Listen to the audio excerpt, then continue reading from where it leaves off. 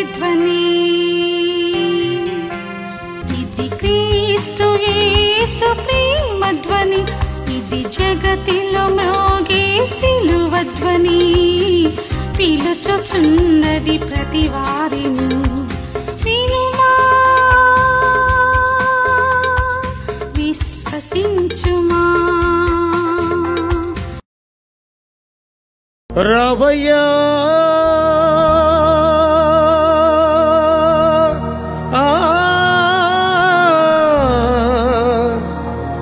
యేసయ్యా,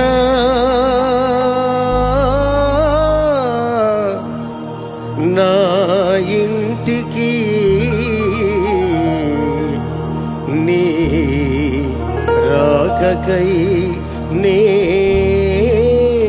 వేచియుంటిని.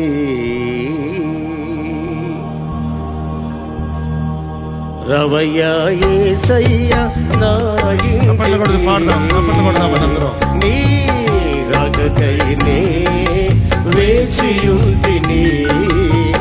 రవయ్యా యేసయ్యా, నా ఇంటికి నీ రాకకై నే వేచియుంటిని. కన్నులార నిన్ను చూడాలని, కన్నులార నిన్ను చూడాలని కాచుకొని ఉన్నాను, వేచినే ఉన్నాను. అవునండి, కాచుకొని ఉన్నాను, వేచినే ఉన్నాను. రవయ్యా యేసయ్యా, నా ఇంటికి నీ రాకకై నే వేచియుంటిని. రవయ్యా యేసయ్యా, నా ఇంటికి నీ రాకకై నే వేచియుంటిని.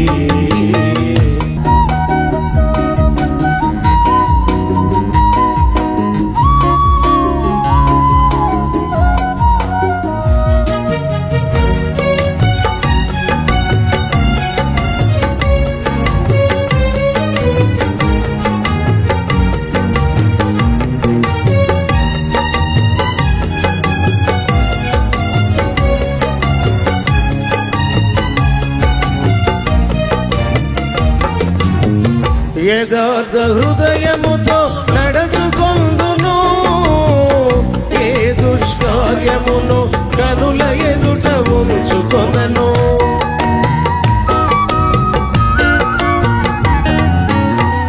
యథార్థ హృదయముతో నడుచుకొందును, ఏ దుష్కార్యమును కనుల ఎదుట ఉంచుకొనను. భక్తిహీనుల క్రియలు నా కంటనీయను, మూర్ఖ చిత్తుల నుండి తొలగిపోదును.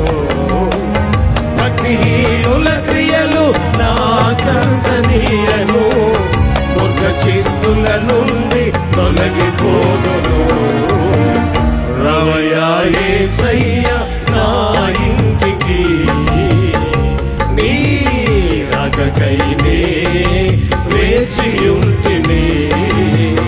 రవయ్యా యేసయ్యా, నా ఇంటికి నీ రాకకై నే వేచియుంటిని.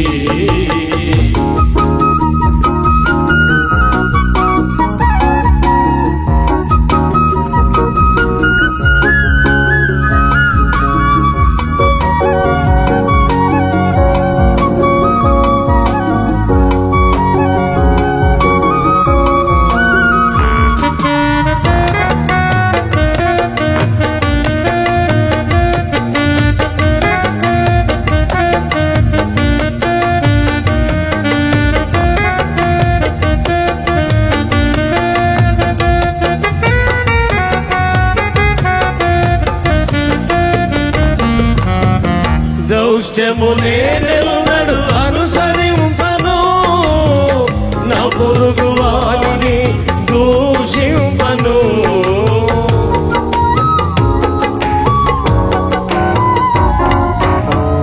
దౌష్ట్యము నేనెన్నడు అనుసరింపను, నా పొరుగు వారిని దూషింపను.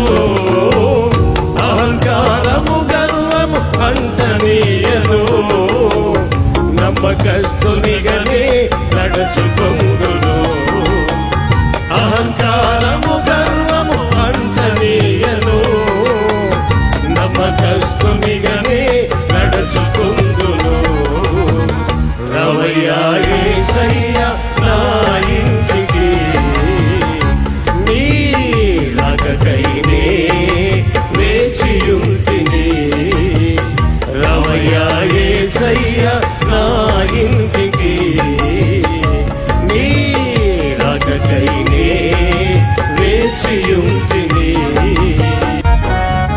నిర్దోష మార్గముల నడచుకొందును, మోసమున ఇంట నిలువనీయను.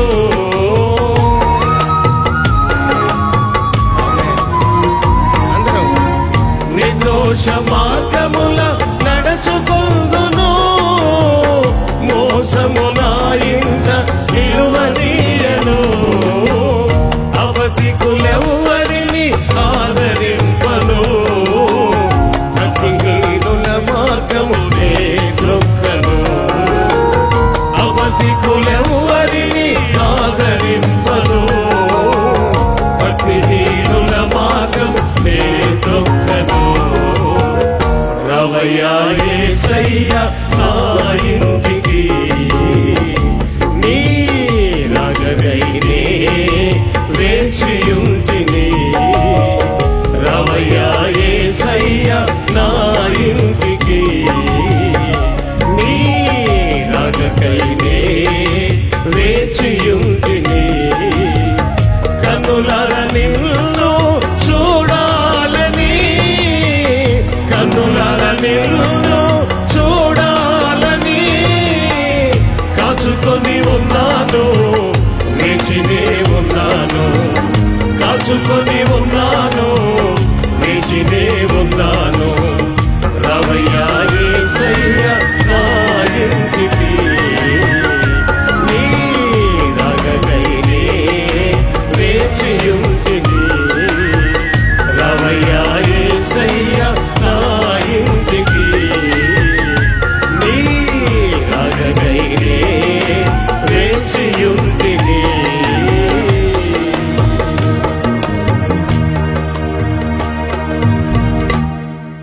ఇంకా అందరూ సిద్ధంగా ఉన్నారా?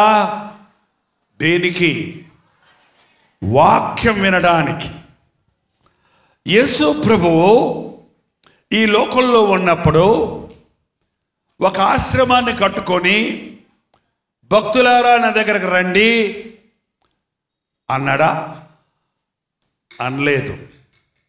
ఎక్కడ నశించిపోతున్న వాళ్ళు ఉన్నారో, ఎక్కడ పాపులు ఉన్నారో, ఎక్కడ రోగులు ఉన్నారో, ఎక్కడ దుఃఖితులు ఉన్నారో వారిని వెతుక్కుంటూ వెళ్ళి వారికి పరలోక రాజ్యాన్ని గురించి, దేవుడిచ్చే పాపక్షమాపణను గురించి ప్రకటించాడు. వారిని ఆదరించాడు, వారిని స్వస్థపరిచాడు. అలా తిరుగుతూ తిరుగుతూ ఒకసారి యేసు ఫిలిప్పుదైన కైసరియు ప్రాంతమునకు వచ్చి అక్కడ తన శిష్యులతో కలిసి 12 మంది శిష్యులు యేసు ప్రభువుకు ఉన్నారు. ఆ శిష్యులను దగ్గరకు తీసుకొని వచ్చి ఆ మీటింగ్ అయిపోయిన తర్వాత ఏకాంతంగా వారి దగ్గర అడిగారు, నన్ను గురించి జనులు ఏం చెప్పుకుంటున్నారు? యేసు ప్రభువుని గురించి మనుషులు ఏమనుకుంటున్నారు? నన్ను గురించి ఇతరులు ఏమనుకుంటున్నారు? అసలు మన గురించి మనకు తెలిస్తే మన బతుకు సరైపోద్దండి. మన బతుకు మనకు తెలియని మూలానే మనల్ని గురించి మనం ఏదో అనుకుంటున్నాం. నిన్ను గురించి మీ ఆయన ఏమనుకుంటున్నాడో ఎప్పుడన్నా అడిగారా? ఏమండి, మీ ఆయన్ని ఎప్పుడైనా నన్ను గురించి మీరేమనుకుంటున్నారు అని అడిగారా? పెళ్లి కాకముందు ప్రేమించుకుంటారంటారే, వాళ్ళు అడుక్కుంటారు ఒకళ్ళొకడు, I love you, I too love you, నువ్వంటే నాకు ప్రాణం, నువ్వంటే నాకు అది ఇదని. పెళ్ళయ్యాక మాత్రం ఈ డైలాగులు ఉండవు. నువ్వెక్కడ దొరికావు నాకు,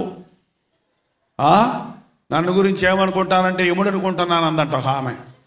ఏంటంటే ఏమనుకుంటున్నారంటే నన్ను గురించే దెయ్యం అనుకుంటున్నాను, నాకు అక్కడ తగ నీ చేతుల్లో పడ్డానేంటి నేను అని ఒకళ్ళొకరు తిట్టుకుంటూ ఉంటారట. ఏంటంటే అలా ఒకళ్ళు అంటే, ఏ విషయంలో నేను మిమ్మల్ని విసిగిస్తున్నానండి, ఏ విషయంలో నేను మిమ్మల్ని బాధ పెడుతున్నాను, ఎందుకు నన్ను గురించి మీరు అలా అనుకుంటున్నారు అడిగి తెలుసుకొని సరి చేసుకోవచ్చు కదా.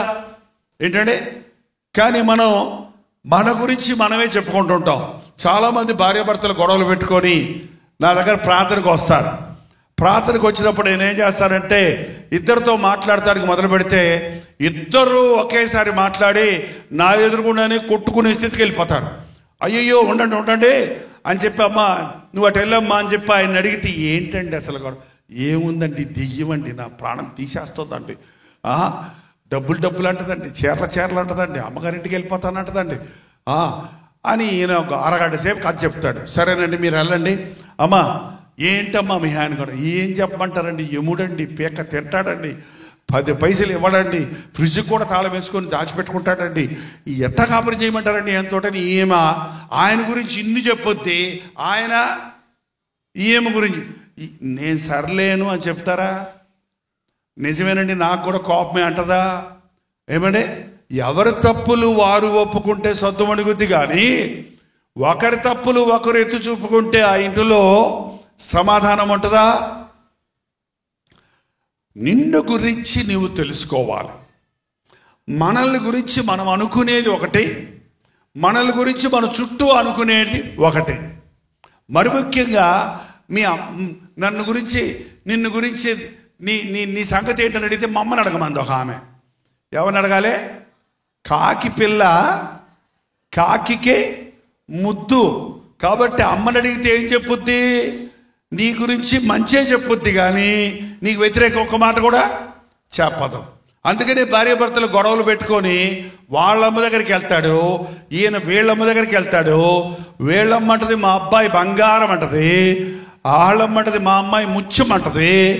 ఏంటంటే ఎవరి తల్లిదండ్రులు వాడిని పొగుడుతారు. అది కాదు, నీవు నిజమైన నీ స్థితి నీకు తెలియాలంటే నీ అత్త నిన్ను పొగడాలి, నీ కోడలు నీ గురించి చెప్పాలి. ఏంటంటే నిన్ను ద్వేషించే శత్రువులు ఉన్నారు చూడు, నీవంటే అసూయపడే వాళ్ళు ఉన్నారు చూడు, వాళ్ళు నిన్ను గురించి చెప్పాలి. అది నిజమైన సాక్ష్యం. యేసు ప్రభు ఆయన తెలుసు ఆయన దేవుని కుమారుడని, ఆయనకు తెలుసు ఆయన లోక రక్షకుడని, ఆయనకు తెలుసు సిలువలో ప్రాణం ఇవ్వడానికి ఈ లోకంలోనికి వచ్చాడని. కానీ మనుషులు నన్ను గురించి ఏమనుకుంటున్నారు అని తెలుసుకోవాలని ఆశపడి అడిగితే కొందరు బాప్తీసమిచ్చు యోహాను అనుకున్నారంట. ఆ రోజుల్లో బాప్తీసమిచ్చు యోహాను పరలోక రాజ్యము సమీపించుచున్నది కనుక మారు మనసు పొందండి అని ప్రకటన చేశారు.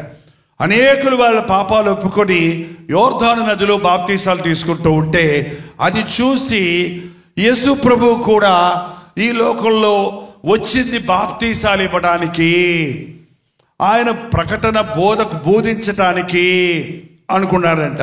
మరి కొందరు ఏలియా అనుకున్నాడు.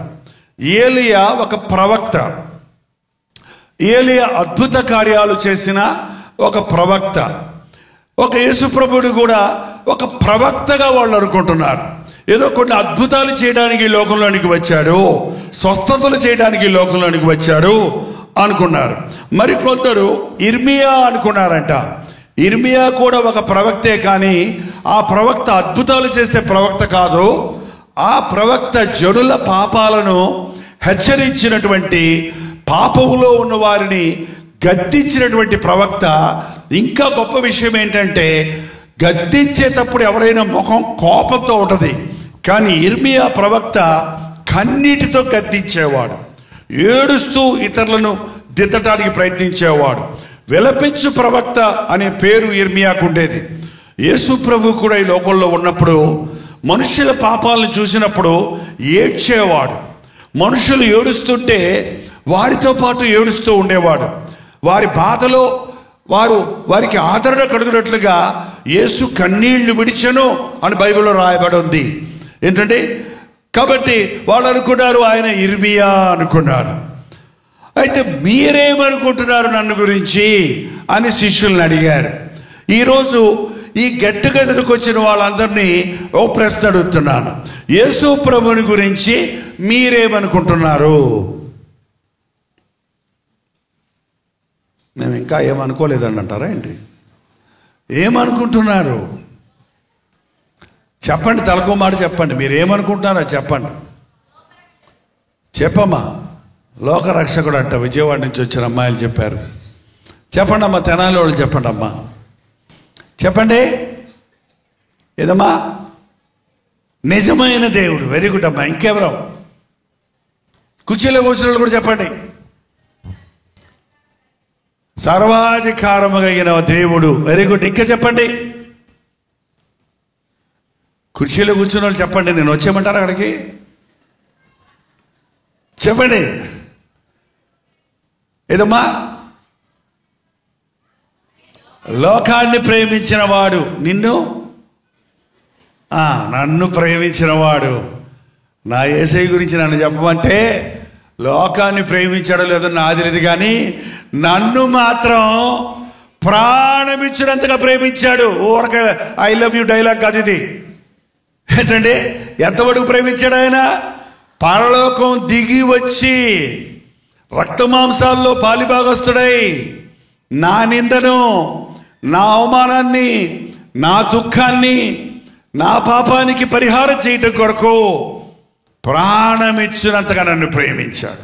ఏమనుకుంటున్నారు యేసు ప్రభు అంటే? ఏదో దేవుళ్ళలో ఒక దేవుడు అనుకుంటున్నారా?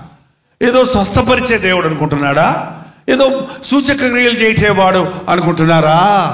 ఎవరండి ఆయన? ఏమనుకుంటున్నారు? వెనకాల వాళ్ళు చెప్పాలంటున్నాను, నేను కిందకు వస్తా. లేకపోతే ఏమనుకుంటున్నారు చెప్పండి అమ్మా, చెప్పండి బ్రదర్. ఇవాళ యేసు ప్రభు ఎవరో తెలుసుకొని వెళ్ళాలి ఇక్కడి నుంచి. మీరు ఏమనుకుంటున్నారు? మీరు చెప్పరు, నేను వస్తే కానీ. చెప్పండి, ఏమనుకుంటారమ్మా? హృదయ రహస్యాలు. Very good. ఇంకా చెప్పండి. ప్రాణం ఇచ్చిన దేవుడు. ఇంకా చెప్పండి. అయా లోక రక్షకుడు. చెప్పు చెప్పు. నా కొరకు ప్రాణం పెట్టిన దేవుడు. చెప్పయ్యా. నిజమైన దేవుడు. బలి చెప్పవయ్యా. నిజమైన దేవుడు. చెప్పండి. పరిశుద్ధుడు. ఆహా హల్లెలూయా. చెప్పండి మీరు. నిజమైన దేవుడు. చెప్పండి మా కాపీ కొట్టకండి, మీ సొంతంగా చెప్పండి. నూతన క్రియలు చేసే దేవుడు. చెప్పమ్మా. అమ్మా, నిజమైన దేవుడు. నిన్న నేడు నిరంతరము ఏకరీతిగా ఉండేవాడు. హల్లెలూయా. చెప్పడమ్మా. కృప కలిగిన దేవుడు. చెప్పడమ్మా. జీవం కలిగిన దేవుడు. చెప్పడు బ్రదర్. నశించుతున్న వారిని రక్షించే దేవుడు. చెప్పండి బ్రదర్. అమ్మా, సజీవుడైన దేవుడు. హల్లెలూయా. చచ్చిన దేవుడు కాదు యేసు ప్రభు. చెప్పండి. నిత్యుడగు తండ్రి. లోక పాపములను మోసుకొని పోవు దేవుని గొర్రె పిల్ల. చెప్పడమ్మా. పాపులను ప్రేమించేవాడు. మాట్లాడే దేవుడు. హల్లెలూయా. నిజ రక్షకుడు. చెప్పండి. లోక రక్షకుడు. చెప్పింది చెప్పకండి, కొత్త మాట చెప్పండి. సమాధానకర్త. దేవుని కుమారుడు. చెప్పమ్మా. సృష్టికర్త. హల్లెలూయా. యేసు ప్రభు అంటే సృష్టికర్త, అద్భుతకరుడు, అద్భుత కార్యాలు చేసేవాడు, ఆశ్చర్యకరుడు. అమ్మా, నా కొరకు ప్రాణమిచ్చి తిరిగి లేచిన దేవుడు, సర్వశక్తిమంతుడు. చెప్పండి బ్రదర్. గొప్ప దేవుడు అంటే సింపుల్గా చెప్పేశారు. గొప్ప దేవుడు, సర్వాధికారి, ప్రార్థనలకు ఇచ్చేవాడు. Very good, very good. కొత్త విషయం చెప్పాం. మహోన్నతుడై దీనులను లక్ష్య పెట్టువాడు. చెప్పండి. చెప్పండి. ఆలోచిస్తారు ఏంటండి? ఇటుపక్క చెప్పండి. కనికరం గల దేవుడు, ఆశ్చర్యకరుడు, మృత్యువుని జయించిన వాడు. అంటే చూచుచున్న దేవుడు. చూస్తున్నాడండి, మనల్ని అందరిని చూస్తున్నాడు. చెప్పకుండా కూర్చున్న వాళ్ళని చూస్తున్నాడు, నేను కాదు, దేవుడు చూస్తున్నాడు. ఏంటమ్మా? సజీవుడైన దేవుడు. లోక పాపములను, నా పాపములను మోసుకొని పోవు దేవుని గొర్రెపిల్ల. సృష్టికర్త, సర్వలోకానికి చక్రవర్తి. ఏమనుకుంటున్నారు? చెప్పమ్మా, నువ్వు చెప్పాలమ్మా, నువ్వు చెప్పమ్మా. ఉండు, అమ్మ చెప్పొద్దుండు. నువ్వు చదువు అక్కర్లేదు యేసు ప్రభువుని గెలుచుకోవడానికి. నేను చదువు రాకపోతే మిమ్మల్ని అందరిని నడిపించిందంట. అబ్బా, చదువు రాకపోతే అన్నం వండి పెట్టలేదమ్మా. ఎంతమంది పిల్లల్ని పెంచావు అమ్మ? ఎంతమంది పిల్లల్ని పెంచావు? ఐదుగురిని పెంచితే చదువు రాదంటారు ఏంటండి? అందరు చదువుకున్నారా? పిల్లలందరూ నువ్వు పెంచిన పిల్లలు చదువుకున్నారా? నీకు రాదులే. ముగ్గురు చదువుకున్నారు. పోనీ హల్లెలూయా. లోక ఏం చెప్పు ఇప్పుడు? లోకరక్షకుడా. అమ్మ చెప్పింది, ఏం పేరమ్మా నీ పేరు? విశ్రాంతమ్మ గారు చెప్పింది, లోకరక్షకుడు యేసు ప్రభు. చెప్పండి, వాక్యమైన దేవుడు, మారని దేవుడు, నేను వెళ్ళి సిద్ధపరిచి నిన్ను వచ్చి తీసుకెళ్తాడన్న దేవుడు నా ప్రభు నా కోసం వస్తాడు. నా విమోచకుడు సజీవుడని నేను ఎరుగుదును. అమ్మా, యోధా గోత్ర సింహం, మనస్ఫూర్తిగా ఆయన్ని మించిన దేవుడే లేడు. హల్లెలూయా.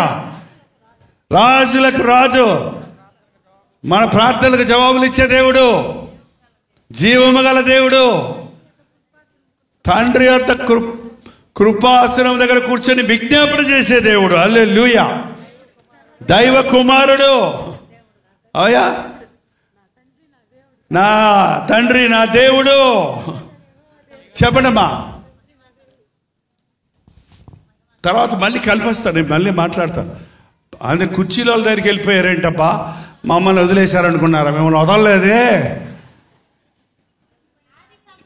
ఆది సంభూతుడు, చనిపోయిన వారిని బ్రతికించే దేవుడు, కృపగల దేవుడు. చెప్పమ్మా, అంతసేపు ఆలోచిస్తావు. చెప్పండి ఇంకా. అమ్మా, ఇశ్రాయేలు స్తోత్రముల మీద ఆసీనుడైన దేవుడు. చెప్పడమ్మా. అమ్మా, నిన్న నేడు ఏకరీతిగా ఉన్నవాడు, త్రిత్వము, త్రియేక దేవుడు. కొత్త మాట చెప్పావమ్మా, అందరూ థ్యాంక్స్. చెప్పండి, కృపా సత్య సంపూర్ణుడు, పాపుల కోసం ప్రాణం పెట్టిన వాడు. చెప్పమ్మా, ఏదమ్మా? కలువరి సెలవులో ప్రాణం ఇచ్చిన వాడు. అబ్బా, మీరు చెప్పడమ్మా. పోషించే దేవుడు, సంరక్షించే దేవుడు, చూచే దేవుడు, కాపాడే దేవుడు, రక్షించే దేవుడు, ప్రాణం ఇచ్చే దేవుడు. గొక్క తిరగకుండా చెప్పొచ్చు యేసు ప్రభువు గురించి. క్షమించే దేవుడు.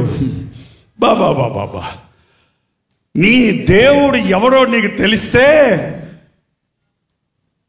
దానికి తగినట్టుగా నువ్వు జీవిస్తావు. ఏంటంటే, మన దేవుడు ఎంత గొప్పోడో తెలిస్తే మనం ఏడ్చుకుంటూ కూర్చోవలసిన అవసరం లేదు. కలెక్టర్ గారు అబ్బాయి 10 రూపాయల కోసం ఏడుతాడా? చెప్పండి. రాజుగారి కుమారుడు మనసం లేదని ఏడుస్తాడా? రాజాది రాజు మన ప్రభు అయిన రోజు, ఆయన్ని మన హృదయంలో చేర్చుకున్న రోజు క్షమిస్తాడు, సహిస్తాడు, ఓర్చుకుంటాడు, స్వస్థపరుస్తాడు. ఒకరు కూడా చెప్పలేదు స్వస్థపరిచే దేవుడని. ఎవరండి ఆయన? ఆయన స్వస్థపరిచే దేవుడు. మన అతిక్రమముల నిమిత్తమై ఆయన గాయపరచబడను, మన దోషముల నిమిత్తమై ఆయన నలుగొట్టబడను. ఆయన పొందిన దెబ్బల వలన మనకు స్వస్థత కలుగుతుంది. ఏ రోగమైనా, ఏ బాధైనా డాక్టర్లు చేతులెత్తేసినా పరమ వైద్యుడైన ప్రభువు నాకు అసాధ్యమైంది ఏది లేదన్నవాడు. నిజంగా యేసుక్రీస్తుని గురించి ఆయన్ని నమ్మామన్న మనకే తెలియకపోతే ఆయన్ని ఎరగని వారికి ఎలా తెలుస్తుందో చెప్పండి. మన దేశంలో చాలామంది ఈ రోజుల్లో యేసు ప్రభువు గురించి వారి ఇష్టం వచ్చినట్లు మాట్లాడుకుంటున్నారు. యేసుక్రీస్తుని గురించి ఎందుకు అలా మాట్లాడుతున్నారంటే, నేను గమనించి చూశాను ఏంటంటే, ఎవ్వరూ యేసు ప్రభువులో ఏ తప్పు పట్టుకోలేరండి. పట్టుకోగలరా? ఆయన ఏ పాపము చేయలేదు. ఆయన నోట కపటమో లేదు. ఆయన ఎవరిని శపించలేదు. కళ్ళు లేనోడు కళ్ళు ఇచ్చాడు కానీ నీ కళ్ళు పోవునుగా కన్నాడా? కాళ్ళు లేనోడు కళ్ళు ఇచ్చాడు కానీ కాళ్ళు పడిపోవునుగా కన్నాడా? ఏంటంటే, ఆయన ఎలాంటి వ్యక్తినైనా, ఎలాంటి దుర్మార్గులనైనా, ఎలాంటి దొంగలనైనా, దేవాన్ని రాజ్యంలో జ్ఞాపకం చేసుకో అంటే పనికి మనలోడా ఇష్టం వచ్చినట్టు బతికి ఇప్పుడు మళ్ళీ నాతో వస్తానంటావు అని దొంగను తిట్టాడా? నేడు నీవు నాతో కూడా ఆయన ముఖం మీద ఉమ్మేస్తుంటే, ఆయన కొరడాలతో కొట్టి, శీలలతో కొట్టి, శిలువలో వేలాడదీసి నువ్వు దేవుని కుమారుడైతే దిగిరా, నిన్ను నీవు రక్షించుకో అని ఎగతాళి చేస్తుంటే నీ నోరు పడిపోకుని కాక అన్నాడా? ఏంటండి దిగొస్తా చూడరా అన్నాడా? తండ్రి వీరేమి చేయించున్నారో వీరెరుగర గనక వీరిని క్షమించు. సహించటం దేవునికే సాధ్యమండి, భరించటం ఆయనకే సాధ్యం. ఇంత గొప్ప ప్రభువును నమ్మామన్న మనం సరిలేని మూలానే లోకం యేసు ప్రభువును దూషిస్తుంది. యేసు ప్రభువుని నమ్మిన వాడు యేసు ప్రభువులాగా బ్రతకడం లేదు కాబట్టి, ఆయన గొప్పతనాన్ని ఎరగటం లేదు కాబట్టి లోకంలో ఉన్న వారికి యేసయ్య గురించి తెలియటం లేదు. ఏంటంటే నువ్వు యేసులాగా జీవిస్తే, అంటే యేసులాగంటే గడ్డం పెంచుకోవటం అంగి వేసుకోవటం అనుకోకండి. ఏంటంటే ఆయనలో ఉన్న సహనము, ప్రేమ, విశ్వాసము, క్షమాపణ, సాత్వికము, ఆయనలో ఉన్నటువంటి ఆ తత్వం, ఆ జీవితం మనం కలిగి ఉన్న రోజున ప్రభువును మనలో ఇతరులు చూస్తారు. ఒక అబ్బాయి చాలాసార్లు యేసుప్రభుడి గురించి విన్నాడట, కానీ ఆ యేసుప్రభులాగా ప్రవర్తించే వ్యక్తిని ఎప్పుడు చూడలేదు. ఒక కుంటి అబ్బాయి తెనాలి రైల్వే స్టేషన్లో నారింజకాయలు తట్టలో పెట్టి అమ్ముకుంటున్నాడు. రైలు వచ్చినప్పుడు ఎలా పరిగెడతారు కదా పాసెంజర్లు, ఎవరో పరిగెత్తుకుంటూ వచ్చి అతన్ని తోసేస్తే కర్ర కింద పడిపోయింది, తట్టబడిపోయింది, నారింజ పళ్ళన్నీ దొర్లి ప్లాట్ఫామ్ అంతా చెదిరిపోయినాయి. ఎవరు పట్టించుకోవడం లేదు, పాపం లేవలేకపోతున్నాడు, వక్కాలే ఉంది.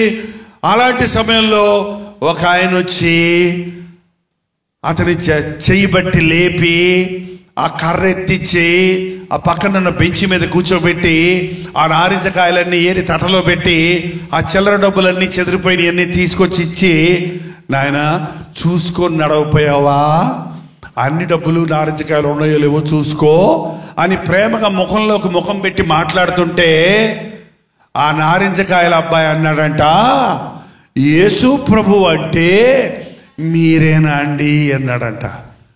యేసు ప్రభు దయ కలిగిన వాడు, కృప కలిగిన వాడు, ప్రేమ కలిగిన వాడు, ఆదరించేవాడు, సహాయం చేసేవాడు అన్న మాట విన్నాడు. అలా ప్రవర్తించిన ఒక వ్యక్తిని చూడగానే ఎవరు గుర్తొచ్చారు ఆయనకి? యేసు ప్రభు అంటే మీరేనా? మిమ్మల్ని ఎవరన్నా అన్నారు ఎప్పుడన్నా? ఇప్పుడు ప్రార్థన నుంచి ఇంటికి వెళ్ళగానే మీ ఆయన గొడవ పెట్టుకుంటాడు అనుకోండి, అక్కడ పాడికి ఇంక కొంతమంది నోరిపితే పచ్చి బూతులే కదా, అన్ని తిడుతుంటే నువ్వేం మాట్లాడకుండా ఉన్నావు అనుకో. ఎన్ని తిట్టినా సరే, కాఫీ తాగుతారా అండి, టిఫిన్ చేసి పెట్టమంటారా అండి, సిగ్గు లేదా నీకు అంటే, బుద్ధి లేదా నీకు, ఏమన్నా నువ్వు మా నోరు తెరవకుండా ఉంటే ఏంటండి, ఏంటి యేసుప్రభు నోరు తెరవే, నోరు తెరవు అన్న కూడా నోరు తెరవకుండా ఉంటే అప్పుడు నువ్వు ఎవరిలాగా ఉన్నట్టు? యేసుప్రభులాగా ఉన్నట్టు. ఇంతసేపు ప్రార్థనలో కూర్చొని ఇంటికి వెళ్ళగానే అంటే అన్నావు అనుకో, నా ఇష్టం అని మాటకు మాట జవాబు ఇచ్చావనుకో, ఏమంటాడో తెలుసా? ఎందుకే దేవుడి దగ్గరికి వెళ్ళావు, ఏం నేర్చుకొని వచ్చావు, ఏం చెప్పాడా పాస్టర్? భర్త తిక్కరించమని చెప్పాడా, ఎదురు తిరగమని చెప్పాడా? ఎందుకు బైబిల్ పట్టుకొని బయలుదేరతావు, దెయ్యంలాగా మాట్లాడతావు? ఎవరు మాట్లాడతారు అనిపించుకున్నారా? దెయ్యంలా మాట్లాడకు, సైతాన్లా మాట్లాడకు అని అనిపించుకున్నారా? ఏంటి ఆ కోపం ఏంటి దెయ్యంలాగా, ఆ ముఖం ఏంటి పిశాచిలాగా? బలి తిట్టించుకుంటారు కొంతమంది. అంటే మనలో ఎవరు కనపడుతున్నాడు? దెయ్యం కనపడుతున్నాడు, సాతాను కనపడుతున్నాడు, పిశాచి కనపడుతున్నాడు. జగడాలు ఆడే వాళ్ళ ముఖం కోపంతో రౌద్రమైపోయి తిట్టుకునే వాళ్ళ ముఖం ఎప్పుడన్నా మీరు చూసారా? ఎంత అందంగా ఉంటుందో. మీ ముఖమే మీరు చూసుకోవాలంటే ఒక అద్దం తెచ్చి చూసుకోండి, అన్నప్పుడు ముఖం చూసుకోండి. మీరు చూసుకోలేక మీ ముఖాన్ని పక్క నవ్వేస్తారు. ఏంటండి? కోపము మానమో, ఆగ్రహము విడిచిపెట్టుమో. యేసు ప్రభువులో సాత్వికం ఉంది కానీ కోపం లేదు. ఆయన కేకలు వేయడు, అరవడు, ఆయన కంఠధ్వని వీధులలో వినబడదు. ఇవాళ చాలా మంది ఇళ్లల్లో పోటీగా అరుచుకుంటున్నారండి భార్య భర్తలో. ఇంతకుముందు భర్త స్వరం ఎక్కువ వినబడేది. భర్త ఏమో బౌ బౌ అని కుక్కలాగా అరిస్తే భార్య మియావ్ మియావ్ అంటా ఉండేది. ఇప్పుడు 2 కుక్కలు అయిపోయినాయి అంట. ఇక పిల్లల సంగతి చూడండి. ఆ ఇంట్లో ఉన్న పిల్లలు ఎలుగుబట్లు అయిపోతారు అంతే. జాగ్రత్త, పిల్లల ముందు భార్య భర్తలు పోట్లాడుకోకండి. మీకు తెలియకుండానే బిడ్డల మనస్తత్వం మీద మీ యొక్క స్వభావం ప్రభావం చూపిస్తుంది. బిడ్డలు చదువుకోలేదు, పాస్ అవ్వలేదు అంటున్నారు. కారణం ఏంటో తెలుసా? మీ ఇద్దరు దెబ్బలాడుకుంటున్నప్పుడు బిడ్డలు చదువుకోబుద్ధి అయ్యదు, మనసు పెట్టి చదవలేరు. అందుకే బిడ్డలు అలా తయారైపోతున్నారు. ఈ రోజున మన గృహాల్లో నిజంగా నీ యేసు ప్రభువుని నమ్ముకుంటే సహించుకుంటావు, ఓర్చుకుంటావు, నోరు మూసుకుంటావు. నోరు మూసుకోవటం సులభమా? నోరు తెరిచి మాట్లాడటం సులభమా? నోరు తెరిచి మాట్లాడటానికి ఏం డిసిప్లిన్ అక్కర్లా. లొడలొడ మాట్లాడతారు కొంతమంది. నోరు తెరిచారనుకో ఇక ఆపరం. అందుకనే మనం అందరి చేత అనిపించుకుంటాం. ఏమని అనిపించుకుంటాం చెప్పండి? నోర్మి అనగానే ఏమంటారు చెప్పండి? ఎదుటిన్నోడు మూసుకుంటాడు. నువ్వు నోర్మి, నువ్వు ముందు ముయ్యి, నువ్వు ముందు ముయ్యి.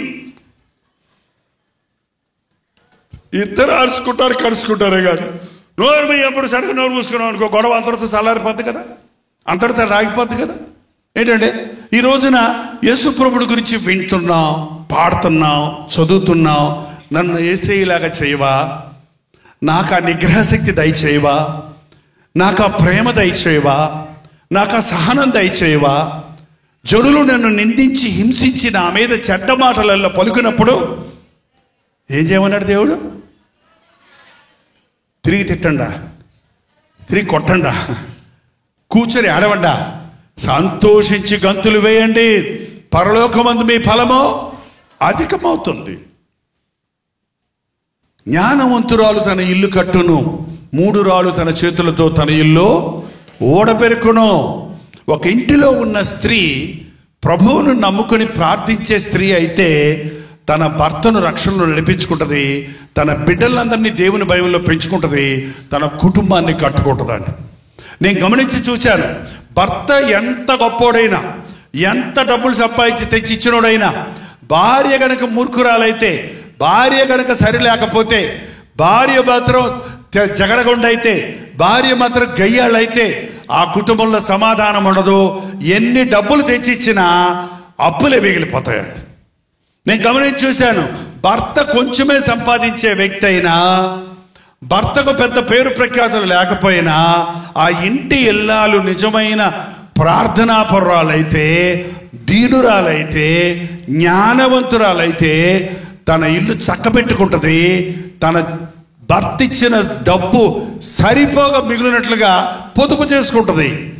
అంతేకాదు ఆమెను గురించి, ఆమె పెనిమిటిని గురించి గవినుల యొక్క పొగడబడతారు అని వాక్యంలో చెప్పబడుతుంది. ఈ రోజున చాలామంది సహోదరులు ప్రభువుని నమ్ముకుంటున్నారు. ఎందుకు మీ యజమాని నమ్ముకోవటం లేదు? నీ జీవితంలో మార్పును చూడలేకపోతున్నారు. నువ్వు నమ్మిన దేవుడు నీ దగ్గర నుండి ఏం ఆశిస్తున్నాడో, నువ్వు నమ్మిన దేవుడు ఎలాంటి స్వభావం కలిగిన వాడుగా ఉన్నాడో, ఎలాంటి గుణగణాలు కలిగిన వాడు గలగాడుగా ఉన్నాడో నీవెరిగితే నీవు ఆ రీతిగా జీవిస్తావు. ఒక ఇంట్లో భార్య ప్రభువుని నమ్ముకుంది. ఆ భర్త చర్చికి రాడు. పాపం ఆమె ఎప్పుడు వచ్చి పాస్టర్ గారికి చెప్తుంటుంది, మా ఆయన వచ్చి తట్టుకు ప్రార్థన చేయండి, మా ఆయన కూడా మందిరానికి వచ్చి తట్టు ప్రార్థన చేయండి అని చెప్తా ఉంటే, ఒకరోజు పాస్టర్ గారు వీధిలో వెళ్తుంటే మార్కెట్లో ఆమె భర్త కనబడ్డాడండి. ఏమండి వెంకటేశ్వరరావు గారు బాగున్నారా అంటే, బాగున్నానండి అన్నాడండి. మరి మీ భార్య మందిరానికి క్రమంగా వస్తారండి, బాగా ప్రార్థన చేసుకుంటారండి, మరి మీరు రారేంటండి, మీరు కూడా రండి అన్నాడంట. అంటనే ఆయనకి కోపం వచ్చింది. చాలా ఎవరికంటే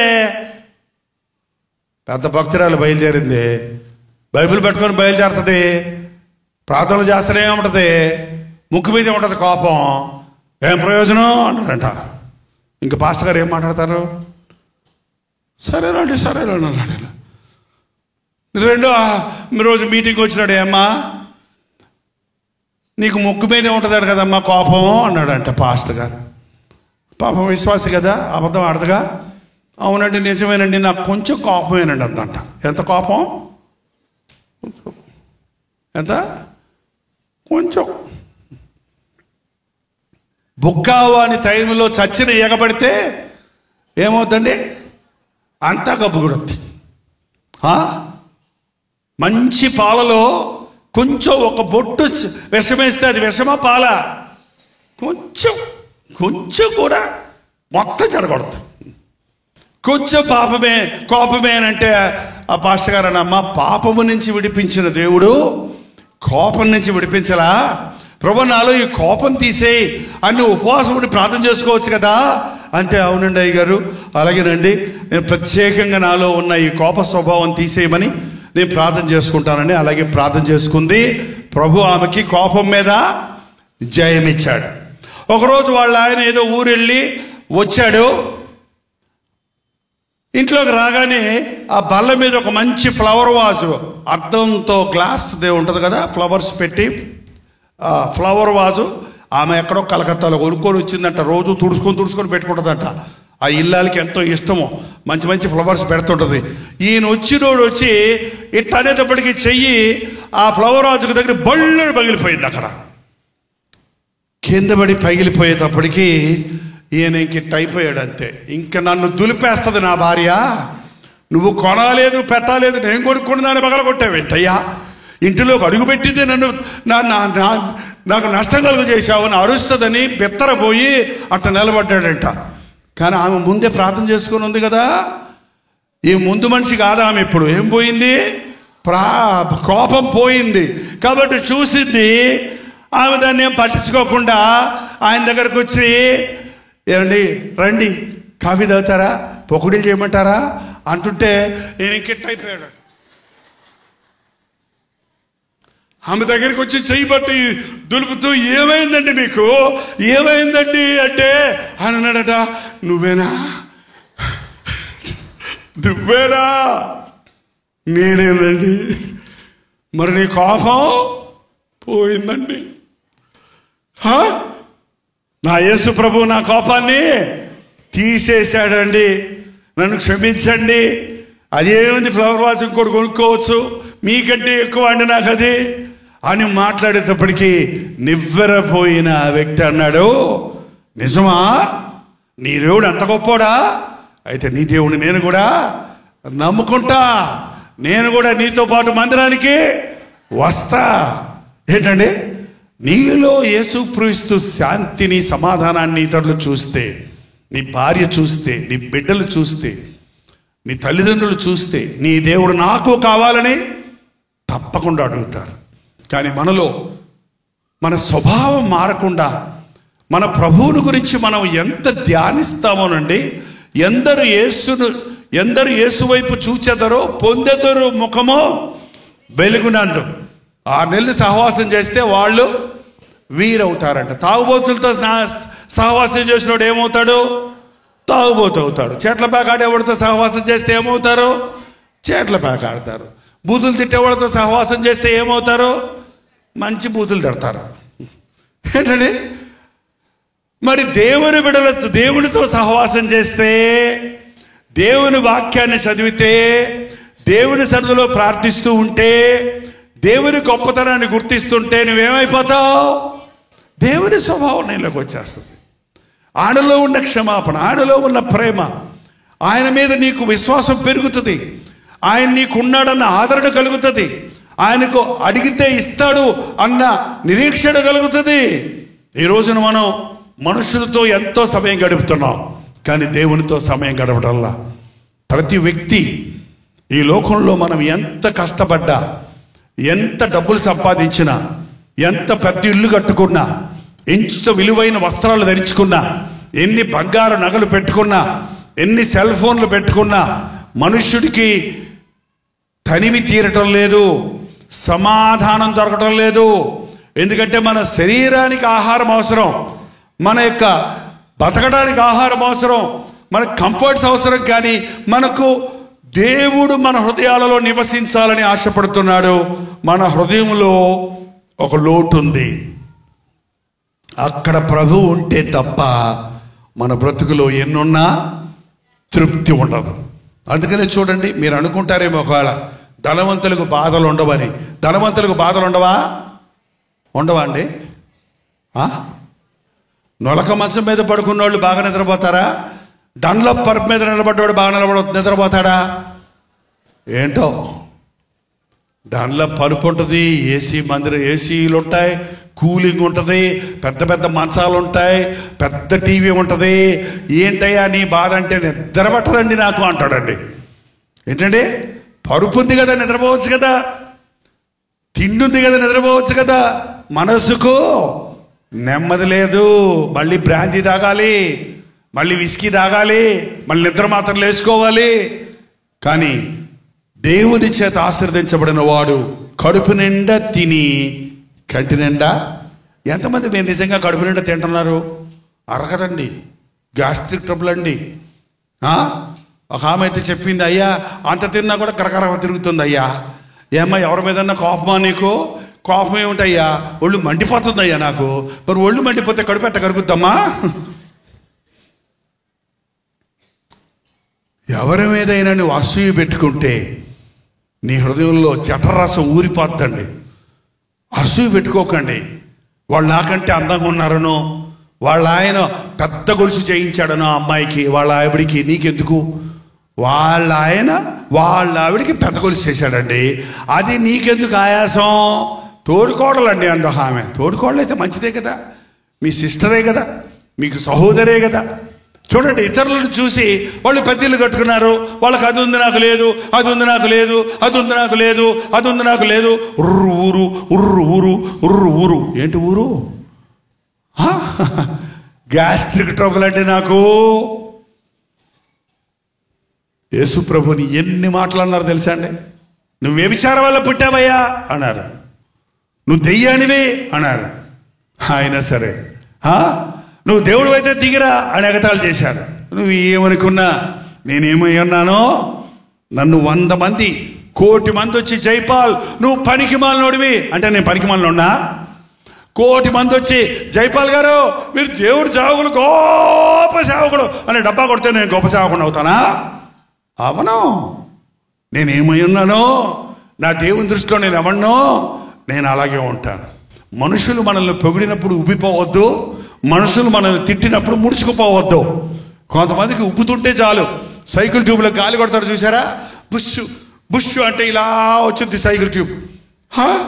అలాగా నువ్వు చాలా బాగా వండుతావు, నువ్వు చాలా బాగుంటావు, నువ్వు చాలా అందంగా ఉంటావు, నువ్వు చాలా తెలుగు అంటుంటే బుద్ధి లేదు అన్నారు అనుకో, ఆ సైకిల్ ట్యూబ్ని ఒక పిన్ను తీసుకుని ఇట్లా పొడిచామనుకో, చూడు చూడు నీకు బుద్ధి లేదు సిగ్గు లేదు అన్నారు ఎవరన్నా, అంతే సంతోషం అంతే ఏమైపోద్ది, ఎగిరిపోద్ది.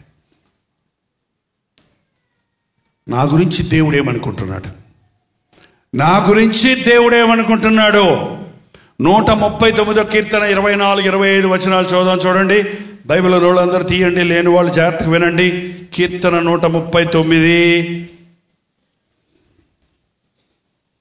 24, 25 వచనాలు, 23, 24 వచనాలు. దేవా నన్ను పరిశోధించి నా హృదయమును తెలుసుకొనుము, నన్ను పరీక్షించి నా ఆలోచనలు తెలుసుకొనుము. నీకు ఆయాసకరమైన మార్గము నా యందు ఉందేమో చూడుము, నిత్య మార్గములో నన్ను నడిపించు. భక్తుడైన దావీదు దేవుని సన్నిధిలో కూర్చొని ప్రార్థన చేస్తున్నాడు. దేవా దేవా నన్ను పరిశోధించి నా హృదయమును తెలుసుకొనుము, నన్ను పరీక్షించి నా ఆలోచనలు తెలుసుకొనుము. నీకు ఆయాసకరమైన మార్గము నా యందు ఉందేమో, నా హృదయమును పరిశోధించయ్యా, నా హృదయాన్ని పరీక్షించు నాయన. నీకు ఇష్టం లేని మార్గం, నీకిష్టం లేని స్వభావం, నీకిష్టం లేని పాపం, నీకిష్టం లేని ఏదైనా నాలో ఉందేమో నాకు చూపించు. అందుకేనండి మనం దేవుని సందులో మోకరించి ప్రార్థించినప్పుడు మన తప్పులు మనకు కనబడతాయి, మన స్థితి మనకు తెలుస్తుంది. మోషే అన్నాడు, నీ ముఖ కాంతిలో మా రహస్య పాపాలు కనపడుతూ ఉన్నాయి. మనుషుడికి ఎవ్వడికి మన హృదయం తెలియదండి. మనుషులు మనల్ని పై రూపాన్ని చూసి మనల్ని గొప్పోళ్ళు అనుకుంటారు, లేకపోతే వాళ్ళు ఇష్టం వచ్చినట్టు మాట్లాడతాడు. కానీ హృదయాన్ని ఎరిగిన దేవుని ముందు నువ్వు మోసం చేయలేవు. దావీదు అన్నాడు, నా పడక అక్కడే ఉంది, నా పడక 2వ వచనం, నేను కూర్చుండుటయో నేను లేచుటయో నాకు తలంపు పుట్టక మునిపే నీవు నా మనసు గ్రహించున్నావు. నా నడకను నా పడకను నీవు పరిశీలన చేస్తున్నావు. నా ముందు నువ్వు ఉన్నావు, నా వెనక నీవు ఉన్నావు. నేను చీకటిలోకి వెళ్దామంటే చీకటి కాదు, నా మనసులో నేనేమనుకుంటున్నాను నీకు తెలుసు.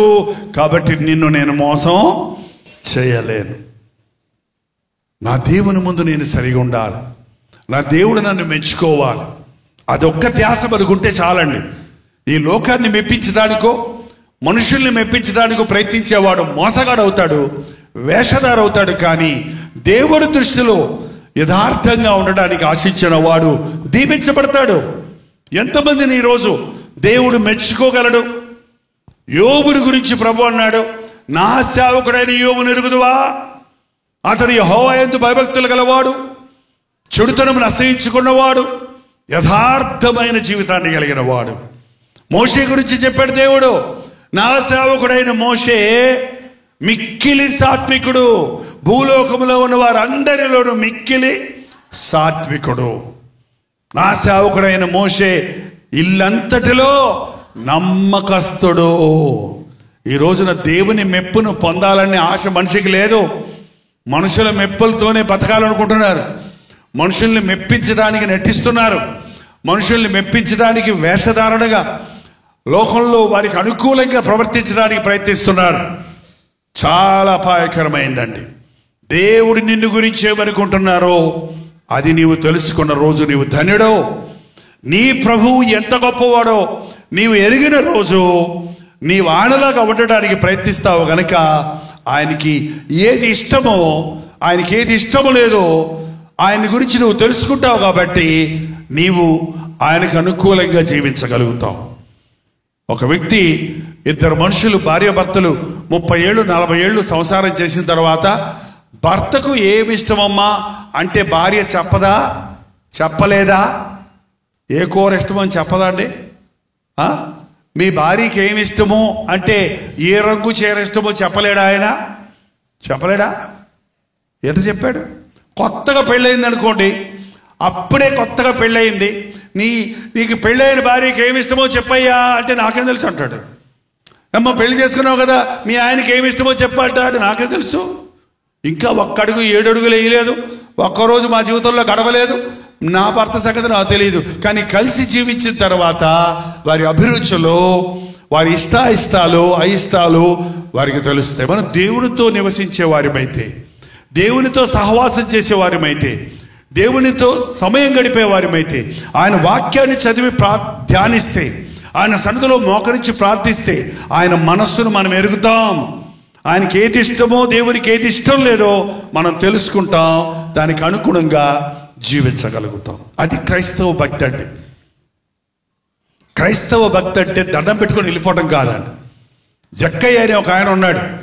యేసు ఎవరో చూడాలనుకున్నాడట. పొట్టివాడైనందున జనులు గుంపులు కూడినందున చూడలేకపోయాడట. చెట్టెక్కి కూర్చొని ఆ దారిలో వెళ్తున్నప్పుడు చూద్దామని చెట్టు మీద నుంచి గొడ్ల గుంపులా చూస్తూ ఉన్నాడు. ఏంటంటే యేసు ప్రభు దారిలో వెళ్తూ ఉన్నాడు. అలా వెళ్తున్నాడు, పైనుంచి చూస్తే నెత్తే కనపడుద్ది, ముఖం ఎట్ట కనపడుద్ది? పక్క నుంచే కనపడుద్ది, పరిపూర్ణంగా కనబడదు.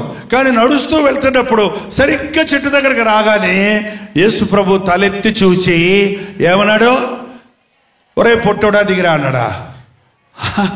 మనమైతే మనుషులకి రకరకాల పేర్లు పెడతాం. అమ్మగారేమో శాంతమ్మ అని పేరు పెడితే మనమేమో గయ్యాలా అంటాం. ఏంటంటే ఆ దేవదాస్ అని పేరు పెడతారు, ఆయనేమో సారాయి దాస్ అవుతాడు.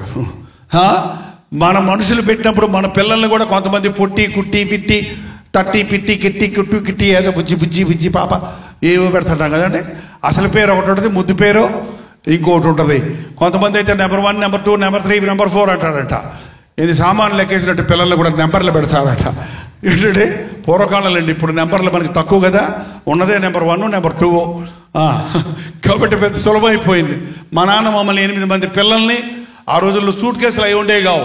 ఎక్కడికైనా మా అమ్మమ్మ గారు ఊరు తీసుకెళ్లాలంటే 8 మంది పిల్లలకి 16 బ్యాగులు, మూటలు, సంచులు కట్టేది మా అమ్మ. అరిసెలు ఒక సంచిలో, గారెలు ఒక సంచిలో, మురుకులు ఒక సంచిలో, జంతికలు ఒక సంచిలో.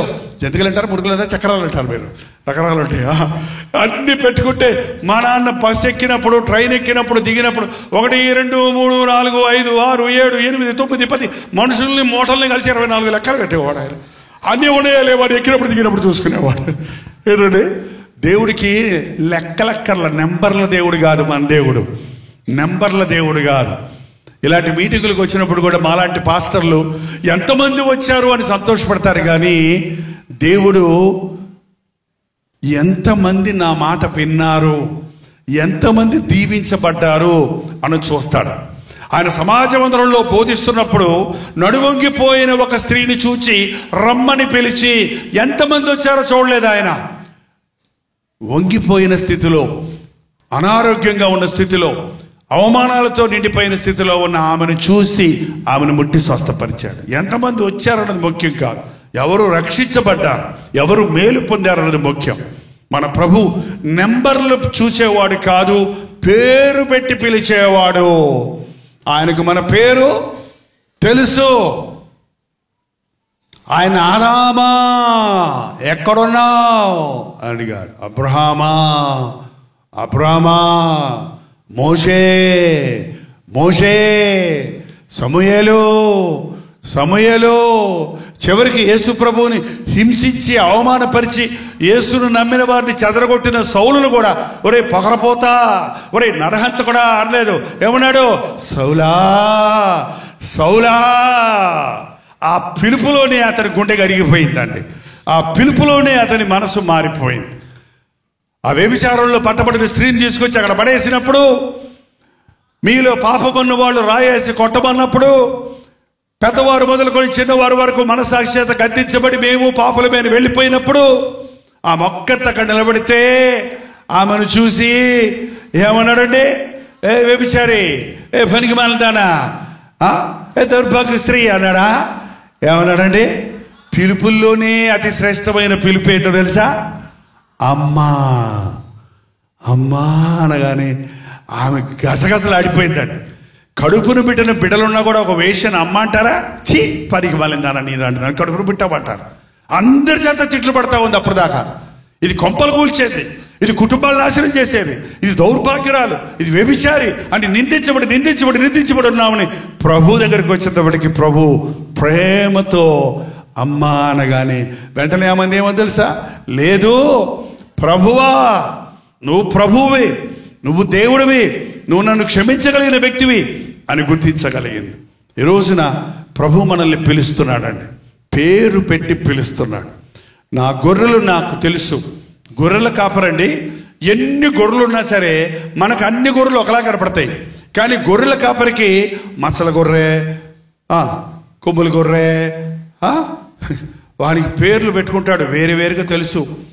100 గొర్రెల్లో ఒక గొర్రె మిస్ అయితే, తప్పిపోతే 99 విడిచిపెట్టి ఆ తప్పిపోయిన గొర్రెను ఎత్తుక్కుంటూ వెళ్తాడట. అది యేసు ప్రభు చేసేది. ఎంతమంది ఉన్నారన్నది కాదు, ప్రతి ఒక్కరూ ఆయనకి ఇష్టలే. నువ్వు ఒక్కదానివే, నువ్వు ఒక్కడవే కాదు, ఏ ఒక్కడు నశించకూడదని, అందరూ అంతటా మారుమనసు పొందాలని ప్రభు తన ప్రాణాన్ని మన కొరకు అర్పించాడు. మనం దేవునిని వెతికినప్పుడు మన మాట ఆయన వింటున్నాడు, మనల్ని బాగా ఎరిగి ఉన్నాడు. ఇంకా చెప్పాలంటే దావీదు అన్నాడు, నేను పిండముగా ఉండగానే నీ కన్నులు నన్ను. పిండం అంటే ఎట్లుంటుందో తెలుసా మీకు? కొంతమంది గర్భస్రావం కలిగినప్పుడు ఆ పిండాన్ని చూస్తారు ఎవరైనా? అది ఏంటది? ఒక రక్తపు మొత్త, ఒక రూపం లేదు, ఒక అందం లేదు, ఏ చూడటానికి ఏమీ ప్రత్యేకత కనపడదు అందులో. కానీ పిండముగా ఉన్నప్పుడే, తల్లి గర్భములో మనం రూపించబడుతున్నప్పుడే మనల్ని ఆయన ఎరిగినవాడు. ఈ యేసు ప్రభువును నువ్వు ఎరిగిన రోజు, ఆయన నిన్ను ఎంత ప్రేమిస్తాడో నువ్వు ఎరిగిన రోజు నీ జీవితం మారిపోతుందండి. నేను ఎప్పుడు దేవుణ్ణి స్తుతిస్తాను. నేను ముసలోడిని అయిన తర్వాత ప్రభువుని నమ్ముకుంటే నా బతికెట్లుండేదో కానీ, నా 18వ ఏట సరిగ్గా లోక పాపాల్లోనికి పోయి లోకంలో కలిసిపోయే సమయంలో యేసు ప్రభు నన్ను దర్శించాడు.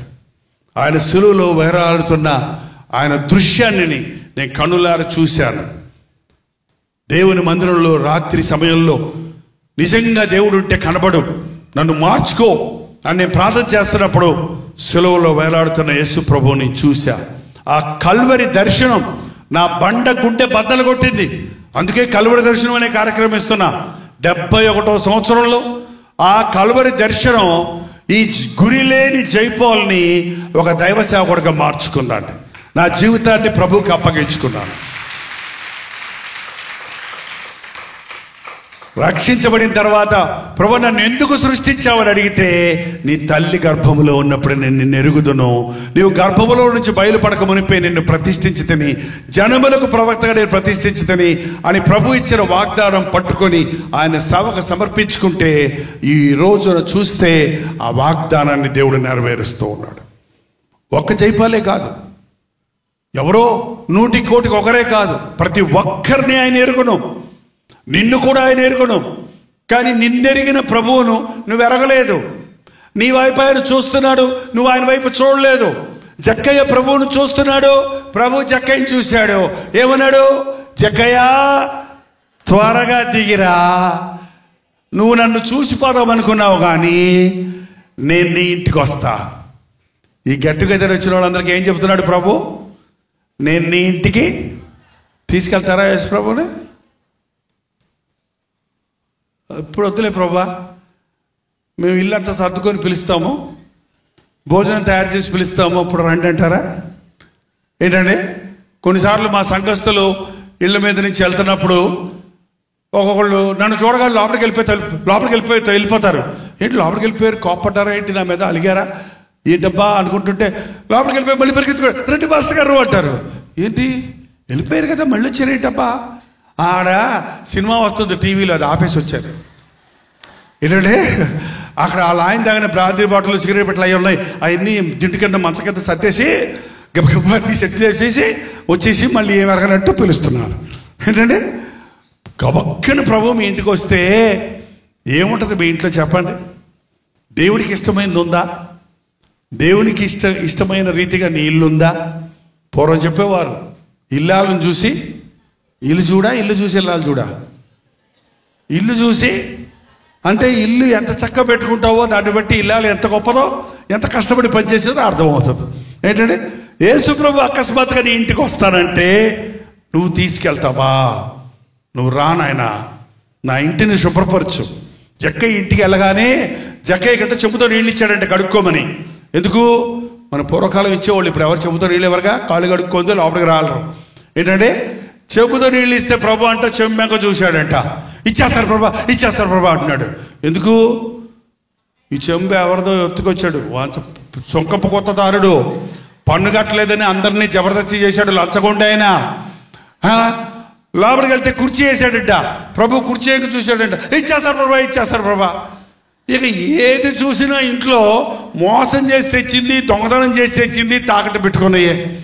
కాబట్టి కొంచెంసేపు అయితే ఇప్పటికి ఏమన్నా తెలుసా, లేచి నిలబడి నా ఆస్తిలో సగం భాగం నేను పేదలకి ఇచ్చేస్తాను, ఎవరెవరి దగ్గర అన్యాయంగా ఏమేమి తీసుకున్నానో వాటికి 4 ఇచ్చేస్తానయ్యా. నాకొద్ది అన్యాయపు సొమ్ము, నాకొద్ది దొంగ సొమ్ము, నాకొద్దు ఈ పనికి మాలిన వస్తువులు, నాకొద్దు ఈ దొంగిలించిన సామాను, నేను వీటిని ఎవరి వాళ్ళకి ఇచ్చేస్తాననగానే అప్పుడన్నాడు ప్రభు, ఏమన్నాడు? నేడు ఈ ఇంటికి రక్షణ వచ్చింది. చూడండి, మన ఇంటికి రక్షణ రావాలి. నువ్వు ఒక్కదానివే రక్షించబడితే, నీ కుటుంబం రక్షించబడకపోతే నీ కుటుంబంలో సంపూర్ణమైన సమాధానం ఉండదు. దేవుడు నీతో ఉండాలని ఆశపడుతున్నాడు, నీతో రావాలని ఆశపడుతున్నాడు, నీ ఇంటికి రావాలని ఆశపడుతున్నాడు. ప్రభు, నా ఇంటిని నీ ఆలయంగా చేసుకో, లుదియా అనే ఒక స్త్రీ ఉంది, ఒక వ్యాపారస్తురాలు. ఆమె పౌలు వాక్యం చెబుతుంటే వాక్యాన్ని విన్నప్పుడు దేవుడు ఆమె హృదయాన్ని తెరిచాడట. ప్రభువునందు విశ్వాసిగా మారింది. ఆ తర్వాత ఇంటికి వెళ్ళి ఇంటి వారందరికీ సాక్ష్యం ఇచ్చి ఇంటి వారందరినీ బాప్తిసము పొందుదట చేసి తర్వాత ఏమంది, నేను విశ్వాసులను మీరు నమ్మితే మా ఇంటికి వచ్చి ప్రార్థన పెట్టండి. ఇంటిల్ల పాది రక్షించబడ్డారు. యేసు ప్రభు నీతో ఉండాలని ఆశించే దేవుడు. మనం సాధారణంగా చాలామంది గుడికి వచ్చి ఇట్లా అనుకొని వెళ్ళిపోతారు. మన దేశంలో ఎక్కడన్నా గుడి కనపడితే ఇట్లా అనుకుంటే అయిపోయింది, దేవుడా టాటా.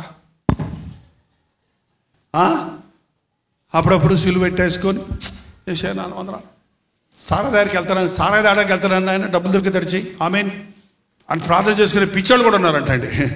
పనికి మాలిన పనులు చేస్తూ దేవుడు సహాయం చేయమంటే ఎందుకు చేస్తాడు? ఏంటంటే దేవుడు చూచిపోవటానికి కాదు మనం ఇక్కడికి వచ్చింది, తీసుకుపోవడానికి వచ్చాం ప్రభువుని. ఇక్కడికి వచ్చి కాసేపు కూర్చొని వెళ్ళిపోవటం కాదు. ప్రభువు దగ్గరకు వచ్చినప్పుడు ప్రభువును నువ్వు వెతికితే, నన్ను వెతకువారు నన్ను కనుగొంటారు. నువ్వు ఆయన వైపు చూస్తుంటే ఆయన నీ వైపు చూస్తున్న సంగతి తెలుస్తుంది. మనకు అనేక సంవత్సరాలు తెలియటం లేదు. ఆయన మన వైపే చూస్తున్నాడు, ఆయన మన వైపే చూస్తున్నాడు. కానీ మనం ఎక్కడో చూస్తున్నాం కాబట్టి మన కళ్ళు ఆయన కళ్ళు కలవటం లేదు. నువ్వు నీ ఇష్టానుసారిగా పరిగెడుతున్నావు, నీ వెనకాల ప్రభు పరిగెడుతున్నాడు. నువ్వు ఎప్పుడైనా కలుసుకోగలవా? నువ్వు ఎప్పుడైనా ఆయన చూడగలవా? నువ్వు వెనక్కి తిరిగితే నీ వెనకాలే ఉన్న చేతులు చాచి వచ్చున్న ప్రభువును చూడగలుగుతావు. పశ్చాత్తాపడాలి. రిపెంట్ అంటే టర్న్ బ్యాక్. నీవు నీ మూర్ఖ మార్గంలో నుండి, నీ అజ్ఞాన మార్గంలో నుండి, నీ పాప మార్గంలో నుండి నిన్ను రక్షించడానికి, విమోచించడానికి వచ్చిన యేసు వైపు నీవు చూస్తే ఆయన కౌగిల్లో నీవు ఉంటావు. ఆయన కౌగిల్లో మనం చేరినప్పుడు మన కన్నీరు తుడిచేవాడు ఆయన, మన గాయాలు మాన్పేవాడు ఆయన, మనల్ని ఆశీర్వదించేవాడు ఆయన, తన భుజాన మోసేవాడు ఆయన. ఆయన నమ్మిన వాడు ఎన్ని విధాలుగా ఆశీర్వదించబడతాడో అది అనుభవపూర్వకంగా తెలుసుకోవలసిందే కానీ చెబితే కుదిరేది కాదు. ఈరోజు ప్రభు ఒకే మాట అంటున్నాడు, నా ఆశదే ఈ గెట్ టుగెదర్కి వచ్చిన వాళ్ళందరూ మీతో పాటు ప్రభువును తీసుకుని వెళ్ళాలి. మీ హృదయాలలో ప్రభువును చేర్చుకోవాలి. మీరు విశ్వాసంతో, ఆయన ఆత్మస్వరూపిగా ఉన్నాడు. ఆయన ఒక మనిషిగా లేడు, ఒక విగ్రహంగా లేడు, కానీ ఆత్మస్వరూపిగా ఉన్నాడు. మన కంటికి కనపడరు. మన విశ్వాసంతో ఆయన అడిగితే మన హృదయంలో ఉండాలని ఆశపడుతున్నాడు, మనతో ఉండాలని ఇష్టపడుతున్నాడు. నీ చేయి పెట్టుకొని నిన్ను నడిపిస్తా, నిన్ను విడువను ఎడబాయనన్న దేవుడు మనతో ఉంటే మన అవసరతలన్నీ తీరుతాయి. అది ఇది ఆయన అడగాల్సిన అవసరం లేదు. ప్రభు మనకుంటే అదే చాలు. ఓ రాజుగారు తన పుట్టినరోజు సందర్భంగా ఆ సభలో ఈ పుట్టినరోజు సందర్భంగా ఎవరికేం కావాలో అడగండి ఇచ్చేస్తానన్నాడట. అక్కడున్న సైన్యాధిపతి వచ్చి, అయ్యా మీ కత్తి నాకు కావాలంటే ఇచ్చేసాడట. ఇంకొక ఆయన వచ్చి మీ డాల్ కావాలి అంటే ఇచ్చేసాడంట. ఇంకొక ఆయన వచ్చి, అయ్యా మీ మెడలో ఉన్న ముత్యాల పేరు కావాలి, సరే తీసుకోవయ్యా ఇచ్చేసాడు. ఇంకొక ఆయన వచ్చి ఇంకేదో మీ కడియాలు కావాలి అంటే తీసి ఇచ్చేసాడు. అందరూ వచ్చి అన్ని అడిగడిగి తీసుకెళ్ళిపోతున్నారు. ప్రధానమంత్రి, ముసలోడైపోయిన ప్రధానమంత్రి, తండ్రి కాలం నుండి ఉన్న ప్రధానమంత్రి పక్కన నిలబడి అంతా చూస్తూ ఉన్నాడు. సడన్గా రాజుగారు ఈయన వైపు చూసి, ఏం మహామంత్రి, మీరు మాకు ఎంతో ముఖ్యులు, మా తండ్రి కాలం నుంచి ఉన్నవారు, ఇప్పుడు వచ్చిన అడిగి తీసుకెళ్ళిపోతున్నారు, మీకు ఏం కావాలో అడగండి, నా దగ్గర ఇంకా చాలా ఉన్నాయి, ధనధాన్యాలు ఉన్నాయి, మీకు ఏది కావాలంటే ఇస్తాడు, ఏం కావాలో అడగండి అంటే ఆ మహామంత్రి అన్నాడట, అయ్యా నాకు మీరు వచ్చే ఈ బహుమానాలు వద్దు, నాకు మీరే కావాలి. ఎవరు కావాలి? రాజే నీ వాడైతే రాజుగారి అన్నీ నీయే కదా.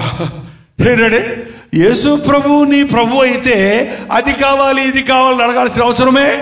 బుద్ధి, విజ్ఞాన, సర్వ సంపదలు ఆయన యందు గుప్తమై ఉన్నాయి. నీవు నాకుండగా ఈ లోకములో ఏది నాకు అక్కర్లేదన్నాడు. అందుకే దావీదు. మన బ్రతుకుల్లో యేసు ప్రభు దగ్గర అది ఇది అడుక్కుంటున్నామే కానీ, ప్రభువా నువ్వు నాతో ఉంటే చాలు, నువ్వు నా ఇంటిలో ఉంటే చాలు, నువ్వు నా హృదయంలో ఉంటే చాలు, నాకెప్పుడు ఏ బాధ కలిగినా, నాకెప్పుడు ఏ అవసరత కలిగినా, నాకెప్పుడు ఎటువంటి పరిస్థితి కలిగినా నన్ను కాపాడే నీవు నాతో ఉంటే చాలు. నిన్ను కాపాడే దేవుడు కునుకడు, నువ్వు కునుకుతున్నప్పుడు కూడా కునకడు ఆయన. మనం నిద్రపోతాం కానీ దేవుడు నిద్రపోయే దేవుడు కాదండి. ఏంటండి, ఇశ్రాయేలును కాపాడే దేవుడు కునుకడు, నిద్రపోడు, నిన్ను విడువడు, ఇప్పుడే వస్తాను నన్ను విడిచిపెట్టిపోయేవాడు కాదు ఆయన. ఇదిగో సదాకాలము నేను మీకు తోడై ఉంటాను. ఈరోజు గెట్ టుగెదర్కి వచ్చిన వారందరూ నీవు నమ్ముచున్న యేసు ప్రభు ఎంత గొప్పవాడో ఎరుగు. ఈ ప్రభువుని నీ సొంత రక్షకుడిగా చేసుకో. ఈ ప్రభువు మీద నీ విశ్వాసం ఉంచు. ఈ ప్రభువుని నీ హృదయంలో చేర్చుకో. ఈ ప్రభువుని నీ గృహానికి ఆహ్వానించు. నీ కుటుంబం దీవించబడుతుంది ఎప్పటికప్పుడు. ఇది సమస్యల లోకం అండి. ఒక సమస్య పోతే ఇంకో సమస్య వస్తుంది, ఒక బాధ పోతే ఇంకో బాధ వస్తుంది, ఒక అవసరత తీరితే మరొక అవసరత వస్తుంది. కానీ ప్రభువు నీకు తోడై ఉన్నప్పుడు ఏనాటి కీడు ఆనాటికి రేపటి గురించి చింతించవలసిన అవసరం లేదు. యెహోవా ఈరే, రేపటి సంగతి ఆయన చూసుకుంటాడు. ఏనాటికి ఆనాడు మనకు తోడుండి మనల్ని నడిపిస్తాడు. ఈ గొప్ప ప్రభువును మీ ప్రభువుగా స్వీకరించండి. ప్రతిరోజు మోకరించి ప్రార్థించడం అభ్యాసం చేసుకోండి. ఆయన వాక్యాన్ని చదవటం అలవరుచుకోండి. ప్రార్థన చేస్తున్నప్పుడు మనం దేవుడితో మాట్లాడుతుంటాం. వాక్యం చదువుతున్నప్పుడు దేవుడు మనతో మాట్లాడుతుంటాడు. మనం సన్నిహిత స్వభావం కలిగినప్పుడు, మన దేవుని గొప్పతనాన్ని మనం ఎరిగినప్పుడు, మన దేవుడు మన దగ్గర నుంచి ఏం ఆశిస్తున్నాడో ఎరిగినప్పుడు ఆయనకి ఇష్టలుగా మనం జీవిస్తాం. ఈ లోకంలో శాంతి సమాధానాలు కలిగి వర్ధిల్లుతాం. అంతకంటే మించి ఈ లోకం విడిచినప్పుడు ఎక్కడుంటాం?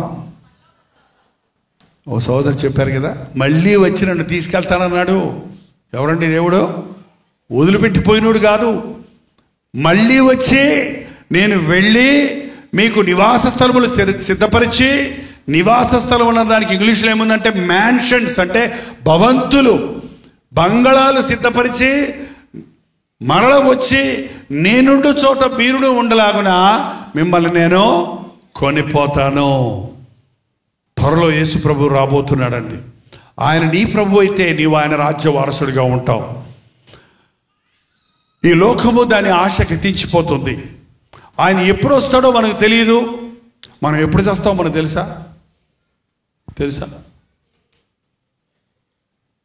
కొంతమంది జ్యోతిష్కుల దగ్గరికి వెళ్తారు. ఎప్పుడు చేస్తా అని చెప్పు అంటే 100 ఏళ్ళు గ్యారంటీ అమ్మా అంటారు. ఇంటికి వచ్చేటప్పుడు చచ్చిపోతారు. దారిలోనే యాక్సిడెంట్ చచ్చిపోతారు కదండి. ఎవరు గ్యారంటీ ఇవ్వలేరు. హాస్పిటల్కి వెళ్ళి ₹1,00,000 ఇచ్చి ఆపరేషన్ అయిన తర్వాత ₹1,00,000 అంటే అవునయ్యా అమ్మాయికి మరి లైఫ్ గ్యారంటీ అయినా అమ్మ ₹1,00,000 కట్టడం మాత్రం గ్యారంటీ. ఆ అమ్మాయి ఎంతకాలం బతుకుద్దో ఏమవుద్దో నాకు తెలియదు, అంతా దైవాధీనం అంటాడు. అంతేనా కదండి. ఏ మనుషుడు మనిషికి జీవాన్ని పోయలేడు. మనం చచ్చినా ఆయన వచ్చినా యేసు ప్రభు బిడ్డవైతే నువ్వు ఎక్కడుంటావు? పరలోకంలో ఉంటావు. ఏంటంటే ఎక్కడ ఉన్నా ఈ లోకంలో ప్రభు బిడ్డగా నీవు ఉంటే, నా మట్టుకైతే బ్రతుకుట క్రీస్తే, చావైతే పరలోకం. అది నిజమైన క్రైస్తవ భక్తి. 3 నెలల ముచ్చట కాదు ఇది, 6 నెలల భక్తి కాదు ఇది. జీవితకాలం అంతా యేసు క్రీస్తు కొరకు సాక్షులుగా జీవించటం. ఈరోజు ఇక్కడ ఉన్న ప్రతి ఒక్కరూ ఈ ప్రభువును మీ ప్రభువుగా చేసుకొని ఆయన సన్నిధిని మీతో పాటు మీ గృహాలకు తీసుకుని వెళ్ళాలని, మీరు ఇక్కడ వెలిగించబడి మీ వెలుగును మీ ఇంటిలో ప్రకాశింపజేసి నిన్ను చూచిన వారు నీలో యేసుక్రీస్తును చూడాలి. నువ్వు నమ్మిన దేవుడు గొప్పోడు, నువ్వు ప్రార్థించే దేవుడు గొప్పోడు, నీ దేవుడు నాకు కావాలి అని నీ చుట్టూన్న వారు నిన్ను అడుగునట్లుగా నీ జీవితంలో గొప్ప మార్పును కలుగజేసి ఆశీర్వదించాలని ప్రభు ఆశిస్తూ ఉన్నాడు. అట్టి దీవెనలను ప్రభు మనందరికీ ఇచ్చును గాక. అందరూ లేచి నిలబడితే ఆశీర్వాద ప్రార్థన, చివరి ప్రార్థనలో మీరు నోరు తెరిచి ఒక చిన్న ప్రార్థన చేయండి.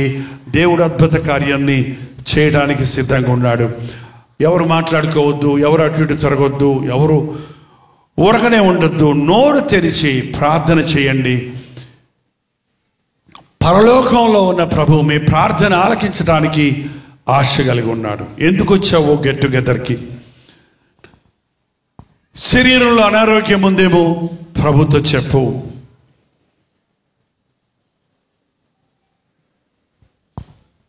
థైరాయిడ్ ఉంది, షుగర్ ఉంది, బీపీ ఉంది, క్యాన్సర్ అన్నారు,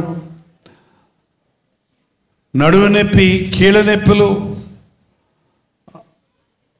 జ్వరము, టైఫాయిడ్, చికెన్ గునియా, ఏంటేంటో రోగాలు వచ్చి మనుషుల్ని పడుతున్నాయి. ఏ రోగమైనా ఆయన పొందిన దెబ్బల ద్వారా స్వస్థత ఉంది. నిన్ను స్వస్థపరచువాడను నేనే అన్న ప్రభు. నడినెత్తి నుండి అరికాలు వరకు నీకున్న ప్రతి బలహీనతను ముట్టి స్వస్థపరచగలిగిన వాడు. ఈరోజు నా కుటుంబంలో సమస్యలు ఉన్నాయ్యా, అప్పుల కూపంలో పడున్నానయ్యా, ఏది చేసినా నష్టమే, ఏ వ్యాపారం పెట్టుకున్నా లాసే, ఏ పని చేసినా ఫలించటం లేదు అని దిగులు చెందుతున్నావేమో. ఆయన ఆశీర్వదిస్తే అది ఎన్నటన్నిటికీ ఆశీర్వాదము. నీ నష్టాన్ని దీవెనగా మార్చడానికి ప్రభు సమర్థుడు. దేవునితో చెప్పు, గర్భఫలం లేదయ్యా, అందరూ అనరాని మాటలు అంటున్నారు, వివాహమైంది చాలా సంవత్సరాలు అయిపోయింది, నాకు బిడ్డ కావాలని అడుగుతావా? అడుగు. గర్భఫలమే యెహోవా ఇచ్చు దానము, కుమారులు ఆయన అనుగ్రహించు స్వాస్థ్యము. విశ్వాసంతో అడిగితే మరుసటి సంవత్సరం ఒక చక్కటి బిడ్డతో సాక్ష్యం ఇచ్చినట్లుగా దేవుడు అద్భుతాన్ని జరిగిస్తాడు. మా కుమార్తెకు వివాహం అవ్వలేదయ్యా, అనేక సంబంధాలు వచ్చి వెళ్ళిపోతున్నాయి, నా బిడ్డ వివాహ విషయంలో సహాయం చేయమని అడుగు ప్రభువుని. యోగ్యమైన వ్యక్తితో తన చిత్తములో తన సమయంలో నీ కుమారుడికి లేక నీ కుమార్తెకి వివాహం విషయంలో సహాయం చేస్తాడు. నాకు అసాధ్యమైంది ఏది లేదన్న ప్రభు నీకు దీవిస్తాడు. చదువుకున్నాను, బీటెక్ చేశాను, ఎంటెక్ చేశాను, ఒక ఉద్యోగం లేదయ్యా, ఒక స్థిరమైన పని లేదయ్యా, నా తల్లిదండ్రులు నా మీద ఆశలు పెట్టుకున్నారని ఎవరైనా ఎవరొస్తాడు ఇక్కడ కుములుతో ఉంటే, బాధతో ఉంటే అడగండి, ప్రభువుని అడగండి, ఆయన ఆశీర్వదిస్తాడు. నీకు అవసరమైనది, నీ కుటుంబాన్ని సంరక్షించుకోవడానికి అవసరమైన ఒక ఉద్యోగాన్ని ఇవ్వగలిగిన వాడు ఆయన. నాకు అసాధ్యమైంది ఏది లేదన్నవాడు ఆయన. ఏ విషయమైనా భార్య భర్తల మధ్య సమాధానం లేదా? నా భర్త త్రాగుడికి అలవాటు పడిపోయినాడు, కుటుంబాన్ని పట్టించుకోవడం లేదు, నన్ను విడిచిపెట్టేశాడని కుములుతున్నావా? నాకు మొర్రపెట్టు, నేను నీకు ఉత్తరం ఇస్తా, నీ కుటుంబాన్ని కడతాడన్న ప్రభు ఒక అద్భుతాన్ని జరిగిస్తాడు. నీ భర్త హృదయాన్ని మారుస్తాడు. నా భార్య నన్ను విడిచెట్టి పెళ్ళిందండి, నా మీద కేసులు పెట్టిందండి, మా తల్లిదండ్రుల మీద కూడా కేసు పెట్టిందండి, మమ్మల్ని అవమానాలు పాలు చేసిందండి, నా భార్య నాకు చక్కటంగా తయారైందన్న వారు ఉంటే ప్రార్థించే దేవుణ్ణి అడుగు, కొత్త హృదయాన్ని ఇస్తాడు. నీ భార్య నీ దగ్గరకు వచ్చి క్షమాపణ అడిగి తన కుటుంబాన్ని కట్టుకునేటట్టు హృదయాలను మార్చే దేవుడు ఆయన. యవనస్తులైన మా బిడ్డలు మాట్లాడటం లేదండి, ఇంటిలో వస్తువులు దొంగిలిస్తున్నారు, దురభ్యాసాలకు బానిసలైపోయారు. ఎందుకు కన్నానా అని ఏడుస్తున్నాను, నా బిడ్డల గురించి అని దుఃఖపడుతున్నావా? యేసు ప్రభుకి చెప్పు, నీ బిడ్డలను దీవిస్తాడు. నీ బిడ్డలు తల్లి గర్భములో ఉన్నప్పుడు ఏ తలంపులు ఉన్నవో అవి నెరవేరినట్లుగా వారిని ఆశీర్వదిస్తాడు. నాకు మొరపెట్టు, నన్ను అడుగు, నా నామములో మీరు ఏది అడిగినా ఇస్తానన్నాడు యేసు ప్రభు. మీరు అడగలేదు కాబట్టి మీకు దొరకలేదు. అడగండి, నోరు తెరిచి అడగండి, ఏమిది కావాలని అడగండి. ఇది నాది కాదు, ఇది నా చేత కాదు అనే దేవుడు కాదు ఆయన. సర్వశక్తి సంపన్నుడు ఆయన, సర్వాధికారి ఆయన, నాకు అసాధ్యమైంది ఏది లేదన్నవాడు ఆయన, ప్రార్థన ఆలకించే దేవుడు ఆయన, పరలోకపు తలుపులు తెరిచి దీవించేవాడు ఆయన. నమ్ముట నీవైతే, నీ వల్ల అయితే నమ్మువానికి సమస్తం సాధ్యం. అద్భుతాలు నీ జీవితంలో చూడాలనుకుంటున్నావా? పాప క్షమాపణ పొంది ప్రభు బిడ్డగా బ్రతకాలనుకుంటున్నావా? రెండు చేతులు ఆకాశం వైపెత్తి ప్రతి ఒక్కరూ నోరు తెరిచి ప్రార్థన చేద్దాం. ఒక వైద్యుడి దగ్గరికి వెళ్ళినప్పుడు ఇది నా బాధ, ఇది నా నొప్పి, ఇది నా సమస్యని నీ బాధను ఎలా చెప్పుకుంటావో ఎదుగో పరమ వైద్యుడైన ప్రభు దగ్గర, లోకరక్షకుడైన యేసు ప్రభు దగ్గర నీ బాధలు చెప్పు, నీ కొరతలు చెప్పు, నీ అవసరతలు చెప్పు, ఆయన దగ్గర చెప్పుకో. నా ఇద్దరికి వచ్చి వారు నేను ఎంత మాత్రం తోసివేయనన్న ప్రభు నిన్ను క్షమిస్తాడు. నీ పాపానికి ఏనాడో పరిహారం చేశాడు ఆయన. నీ శిక్షను భరించాడు. ఆయన దగ్గరకు వస్తే నీకు శిక్ష కాదు, ఇప్పుడు క్షమాపణే. ఆయన పాదాలు పట్టుకుంటే ఆయన తోసేవాడు కాదు, చేరతీసేవాడు. ఆయన కౌగిల్లో చేర్చుకొని నీ కన్నీరు తొడవాలని, నీ కుటుంబాన్ని దీవించాలని, నీ జీవితాన్ని ఆశీర్వదించాలని ఆశపడుతున్నాడు. ప్రభు నాకు సహాయం చేయని 2 చేతులు ఎత్తి ప్రార్థన చేద్దాం. పరిశుద్ధుడా, ప్రేమగల తండ్రి, ఒక్కసారి నీ బిడ్డలను చూడు నాయన. ఎన్నో గ్రామాల నుండి ఎంతో ఆశతో వచ్చిన ప్రతి ఒక్కరిని చూడయ్యా.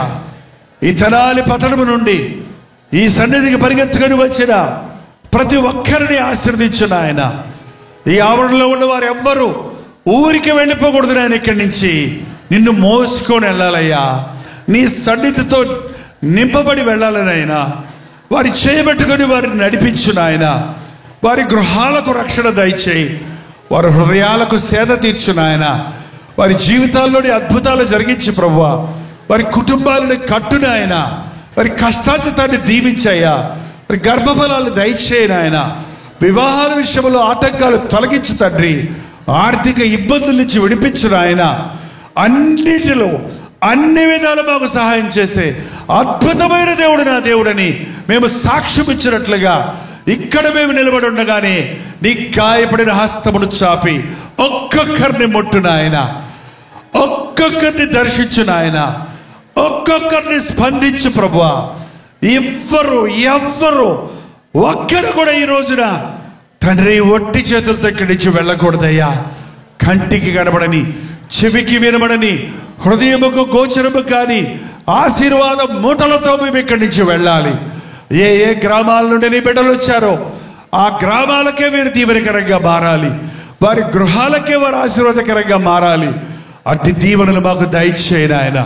నీ చిత్తమైతే నీ రాకడ ఆలస్యమైతే ఇటువంటి గెట్ టుగెదర్లు మరల పెట్టుకోవడానికి కృప చూపించము తండ్రి. యేసు క్రీస్తు నామములో అడుగుచున్నాము తండ్రి.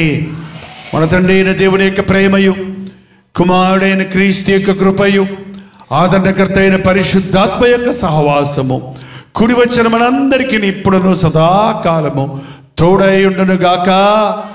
ఆమేన్, ఆమేన్, ఆమేన్.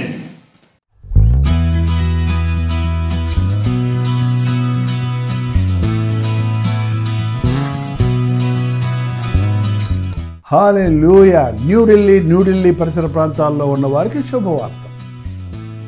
ప్రవచితమైతే ఈ నవంబర్ 12వ తారీఖున YWCA కాన్స్టంటియా హాల్లో 1 డే గెట్ టుగెదర్ను న్యూఢిల్లీలో మీ కొరకు ఏర్పాటు చేస్తున్నాం. మధ్యాహ్నం 2 గంటల నుంచి 6 గంటల వరకు, అలాగే 6 గంటల నుంచి 9 గంటల వరకు జరిగే ఈ 2 సెషన్స్ తెలుగువారు, హిందీవారు, తమిళ వారు మీరు పాల్గొంటారని మనందరం కలిసి దేవుని స్తుతించడానికి, ప్రార్థించుకోవడానికి, ముఖ్యంగా టీవీ ద్వారా, సోషల్ మీడియా ద్వారా వాక్యం వింటున్న మిమ్మల్ని ముఖాముఖిగా చూడాలని, మీకోసం ప్రార్థించాలని, వ్యక్తిగతంగా మీకోసం ప్రార్థించాలని వెళ్ళి వస్తున్నాం. రండి, పాల్గొనండి, దైవాశీస్సులు పొందండి. మరిన్ని వివరాలు కావాల్సిన వారు 8939393939 నెంబర్కి కాల్ చేయండి, లేదా ఈ QR కోడ్ స్కాన్ చేసుకోండి. గుర్తుపెట్టుకోండి, నవంబర్ 12వ తారీఖు న్యూఢిల్లీలో YWCA కాన్స్టంటియా హాల్లో, అశోక్ రోడ్లో ఉన్న హాల్లో ఈ 1 డే గెట్ టుగెదర్ జరుగుతుంది. రండి, మీ స్నేహితుల్ని, బంధువుల్ని అందరినీ కూడా ఆహ్వానించండి. తప్పకొస్తారు కదా.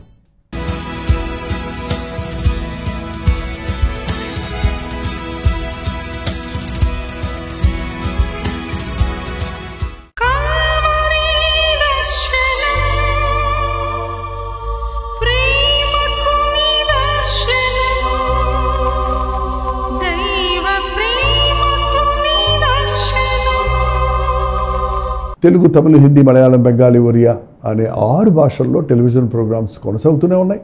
భారభరితమైన పరిచయంలో మీరు సహకరించాలని ఆశిస్తే, ప్రభు మిమ్మల్ని ప్రేరేపిస్తే మీ విరాళాలు, కానుకలు డాక్టర్ జై ఫౌండేషన్స్ అనే ట్రస్ట్ నెంబర్కి మీరు పంపించవచ్చు. అవి నేరుగా టీవీ ఛానల్స్కి వెళ్తాయి. అందులో ఏది మేము మా సొంత ఖర్చుల కొరకు ముట్టుకోవటం లేదు, వేరే పరిచయ కొరకు ముట్టుకోవటం లేదు. టెలివిజన్ పరిచయలో ఇంకా సువార్త వెళ్ళని వారికి అది అందించాలని ఆశతో ఒక 20 సంవత్సరాలుగా కొనసాగుతున్న పరిచయం కొరకు ప్రార్థించండి, మీ సహకారాన్ని అందించండి. ఈ విషయం మీకు ఇంకా వివరాలు కావాలంటే 89393939 అనే నెంబర్కి మార్నింగ్ 10 నుంచి ఈవినింగ్ 10 లోపల మీరు ఫోన్ చేయండి, వివరాలు మీకు తెలియజేస్తాం.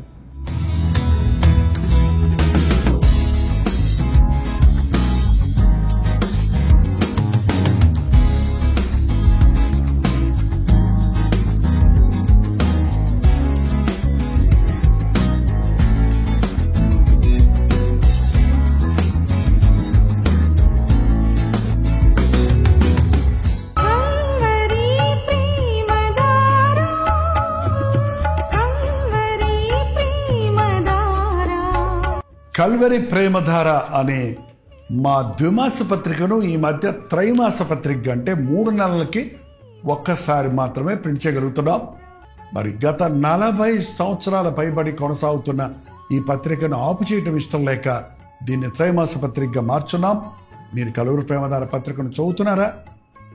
ఒక ఉచిత పత్రిక కావాలంటే ఇవ్వాలే మీ పేరు, చిరునామా, అడ్రస్తో పాటు ఇంటి నెంబర్తో పాటు క్లియర్గా పంపించండి. తప్పకుండా ఒక ఉచిత పత్రికను మీకు పంపిస్తాం.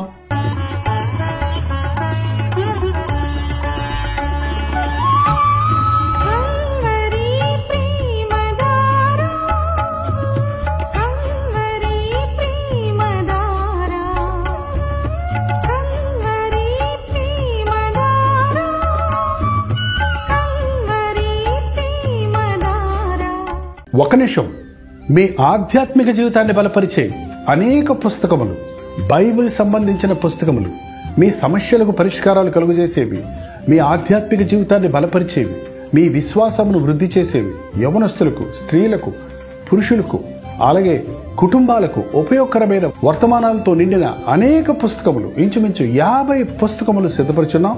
ఈ 50 పుస్తకాలు మీకు కావాలంటే ఇప్పుడే 08939393939 నెంబర్కి కాల్ చేసి తెలుసుకోండి.